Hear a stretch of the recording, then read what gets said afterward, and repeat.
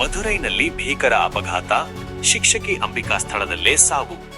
ಹೌದು ವೀಕ್ಷಕರೇ, ನಿನ್ನೆ ಮಧುರೈನ ಕರುಪ್ಪಾಯು ರಾಣಿಯಲ್ಲಿ ನಡೆದ ಭೀಕರ ರಸ್ತೆ ಅಪಘಾತದಲ್ಲಿ ಖಾಸಗಿ ಶಾಲೆಯ ಶಿಕ್ಷಕಿ ಅಂಬಿಕಾ ಅವರು ಪ್ರಾಣ ಕಳೆದುಕೊಂಡಿದ್ದಾರೆ. ಎಂದಿನಂತೆ ಇಂದು ಬೆಳಿಗ್ಗೆ ತಮ್ಮ ಬೈಕ್ನಲ್ಲಿ ಶಾಲೆಗೆ ತೆರಳುತ್ತಿದ್ದಾಗ ಟಿಪ್ಪರ್ ಲಾರಿಯೊಂದು ಡಿಕ್ಕಿ ಹೊಡೆದಿದೆ. ಈ ಭೀಕರ ಅಪಘಾತದಲ್ಲಿ ಶಿಕ್ಷಕಿ ಅಂಬಿಕಾ ಅವರ ತಲೆ ನುಚ್ಚುಗುಚ್ಚಾಗಿದ್ದು ಅವರು ಸ್ಥಳದಲ್ಲೇ ಸಾವನ್ನಪ್ಪಿದ್ದಾರೆ.